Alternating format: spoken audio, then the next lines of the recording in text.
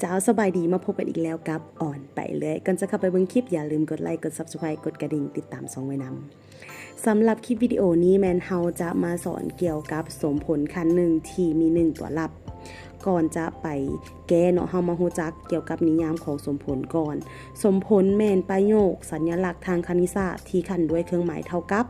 เนาะซึ่งจะมีรูปร่างทั่วไปก็คือ ax บวก b เท่ากับ0ซึ่งว่าในนี้เพิ่นจะให้เฮาเนาะแม่น x แม่นตัวลับ a b แม่นจำนวนคงค่าและในทุกๆเทื่อ a ต้องต่างจาก0อันนี้แม่นนิยามและก็รูปร่างทั่วไปของสมผล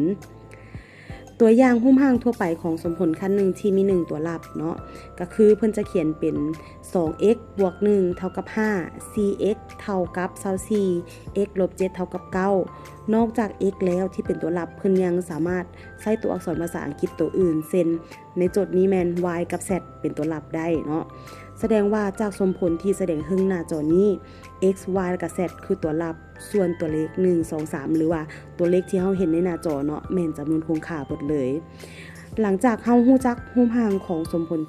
สมผลคันหนึ่งที่มี1ตัวลับแล้วเฮามาเบิ่งวิธีการแก้สมผลคันหนึ่งที่มีตัวลับกันจะมีด้วย3ขั้นตอนด้วยกันคือ1ย้ายตัวลับและจำนวนคงค่าอยู่คนละเบื้องกันหมายความว่า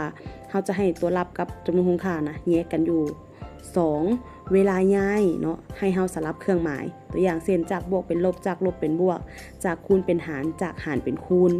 อันนี้แม่นสลับเครื่องหมายเนาะ3คิดไล่เพื่อหาคำตอบค่าของตัวลับตัวนี้แม่นหลังจากเฮาย้ายมาอย่างแล้วให้เฮาคิดไล่เลขแบบปกติมาเบิ่งวิธีการแก้ตัวอย่าง 2x บวก1เท่ากับ5เนาะ 2x บวก1เท่ากับ5ตัวนี้แม่นให้เฮาย้ายเนาะตัวเลขที่อันห่างจาก x ข้ามพรรคไปก่อนเฮาก็จะได้เป็น 2x เท่ากับ5ลบ1ลบ1มาจากไส